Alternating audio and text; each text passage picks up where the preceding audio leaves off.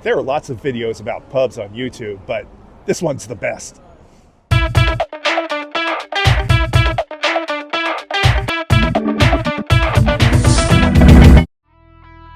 In this episode, I'll take you to 10 pubs with a great Starstruck by London story, so you can go, get a picture, and tell your friends, I was at the pub where this happened.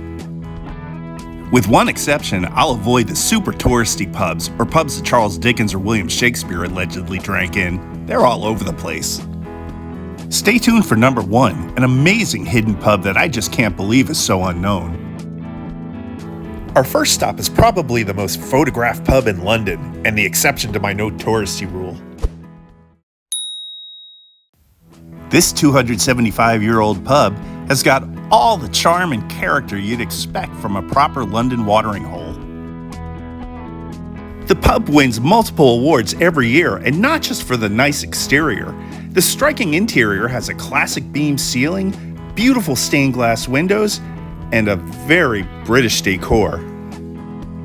The Churchill Arms goes beyond regular pub grub, serving up fragrant Thai food to enjoy in a garden-like restaurant area. And you just cannot miss the pub's Christmas display. There's a very common saying that we've all used at one time or another, and legend has it that the Swan is where it originated.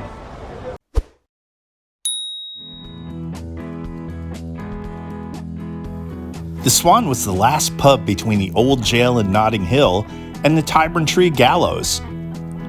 The cart that transported the prisoners to the gallows would stop here for one last drink. Then he was back on the wagon. Believe me, he was not drinking anymore. So the expression "on the wagon" originated right here at the Swan. I'd have been happy to have my last drink here. The outdoor balcony with the view of Hyde Park is absolutely amazing. There are several bands and singers that are forever connected with Camden Town. The Clash, Madness, Blur, but the queen of Camden was Amy Winehouse. When you go to Camden, you'll find no shortage of memorials and shrines in her honor. But if you really want the Amy Winehouse experience, have a pint in her boozer. Come on. This great pub has all the energy and eclectic vibe you'd expect in Camden. Amy Winehouse was such a regular here that when she was unable to attend the 2007 Vodafone Live Music Awards, the pub's owner accepted the award for her on stage. It's still here behind the bar. The next 3 pubs will be a little bit dark. The first one is the White Hart pub in Whitechapel.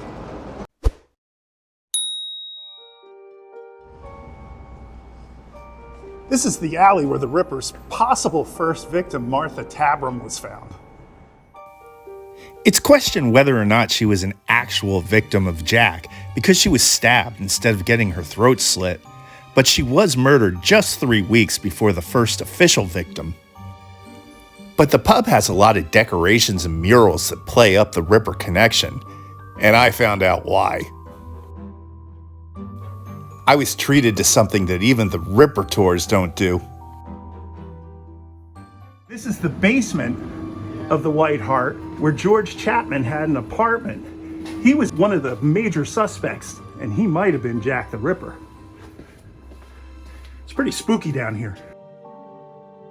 On the other hand, the 10 Bells, which also has a Jack the Ripper connection, makes no mention of the famous killer. But this pub is an official spot according to Ripperologists.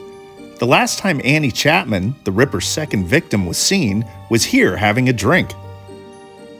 I spoke to a bartender who acknowledged the Ripper history of the 10 Bells, but said we do very well without having to glorify a serial killer.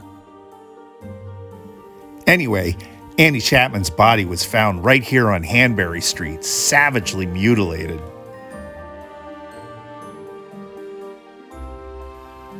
Maybe Annie should have stayed at the pub that night. There are nice murals and furniture, and the staff is very friendly. Make sure you visit and raise your glass in Annie's memory. Staying in Whitechapel, we're going to visit another pub with a notorious scoundrel in London. Come on. This was the site of a murder committed by London's most famous gangster, Ronnie Kray of the Kray twins. So you see where the jets are? That actually used to be the original entrance into the pub back in the 60s. So on 9th of May 1966, Ronnie Kray storms through that door with his associate, Ian Barry, and shoots George Cornelius sitting in a bar stool right where you're standing. Without saying anything, he shot him in the head, and it was one bullet, and it ricocheted and landed over here. They also kept the bullet that was lodged in the ceiling when Ronnie fired a warning shot and told witnesses that "you didn't see nothing." And of course they have a special on shots. Visit the Blind Beggar on a nice day and you can enjoy the huge beer garden.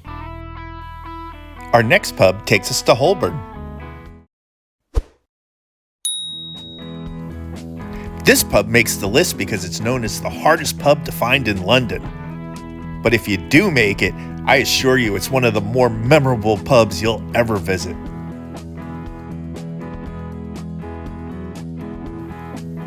Its charm and authenticity is impossible to deny. This is my idea of a quintessential London pub experience. Although it's been rebuilt and refurbished over the years, the pub has occupied these grounds since 1546, making it one of the oldest pubs in the country. Judging from the pub's regulars, once you discover the Mitre, you keep coming back. Here we are in Primrose Hill. It's an upscale neighborhood in North London, but something absolutely bananas happened here at the Princess of Wales.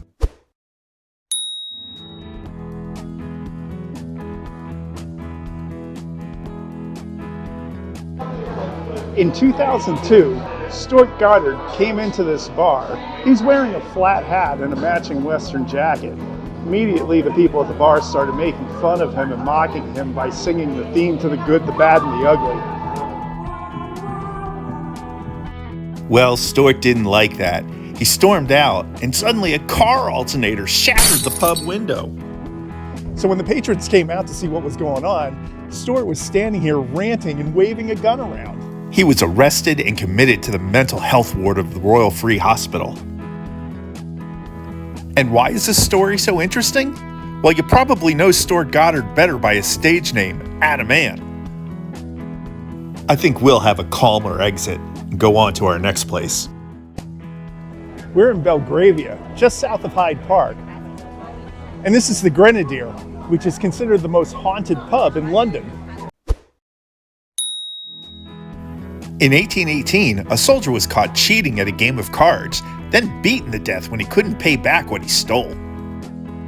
So today, patrons of the pub attach currency from all over the world to the walls and ceiling to pay off his debt. In spite of that, every year his ghost comes back to haunt the pub. So have you seen or felt any ghosts here? I haven't felt anything, but I know a lot of people who have been here that felt a lot of like stuff. Wow, that's crazy.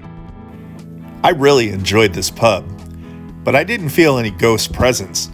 Maybe it was the crucifix that's hanging in the basement to ward them off. This colorful and friendly pub is definitely worth a visit. The last pub we're going to go to is a favorite of mine because it's so hidden away and unknown. This townhouse is where the Beatles manager Brian Epstein lived and sadly died in 1967. As you can imagine, the Beatles spent a lot of time there. But follow me for the real surprise. As you can see, this is a very well hidden cul-de-sac, one where you'll find the Horse and Groom.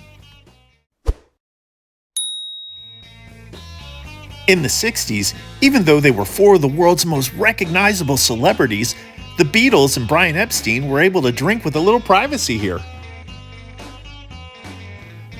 And in spite of all the Beatles photos on the wall, few know that they're drinking in the Beatles Hideaway pub. But now you do. There are a lot of Beatles sites in London, but this one seems special, and it's always a good time.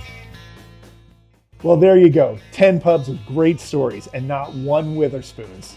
Have you been to one of these great pubs? Are you planning to go now that you've heard its story? Tell me about it in the comments and be sure to like, subscribe, and share. It really helps the channel. I appreciate you watching. Cheers.